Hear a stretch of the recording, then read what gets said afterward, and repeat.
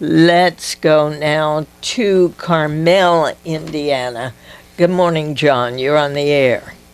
Good morning. When the pink slips start flying for the teachers, are the congressmen and senators going to take a pink slip as well?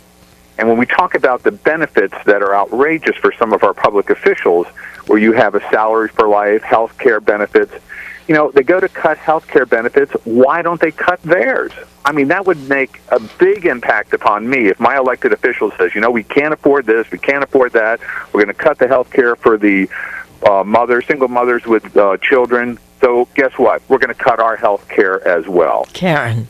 It's been interesting because I've been looking at cases around the country of, for instance, pension, people who game the system. And it's surprising how many of the people who do it are actually elected officials themselves.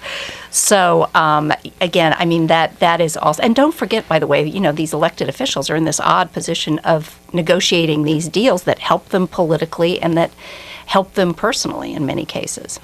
That's right. I mean, we have two kinds of public official here. I don't think that you can lump together and not make a distinction between somebody who is elected as a congressman or a governor and someone who is a school teacher. I mean, they have different functions, and the elected people have all the power for making the decisions unless those school teachers have some power to collectively bargain. And we've gotten a few emails like this one from Mary. She says, please clarify that at least here in Ohio, as a public employee, I will not receive Social Security benefits. Karen. That was the case, and it is the case in some places. It was more the case among employees who were hired a long time ago. More recently, a lot of states have changed their laws so that people do participate in the Social Security system. By the way, that was the same thing that happened to federal employees as well in the 1980s.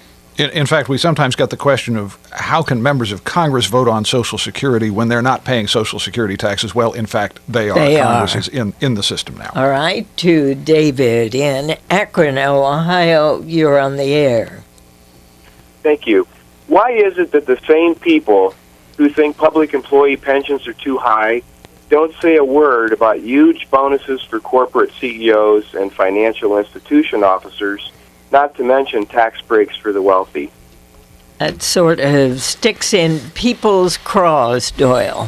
Well, it does, and it comes down to that basic philosophical argument. If you want to take the pure end of the Republican Party, the Tea Partiers and the fiscal conservatives, that the private economy is the engine of economic growth, and they can give out any darn bonuses they like. Okay, a little clarification on the member of the State Assembly in Wisconsin. He was tackled by police as he tried to enter the state capitol that's closed to the public.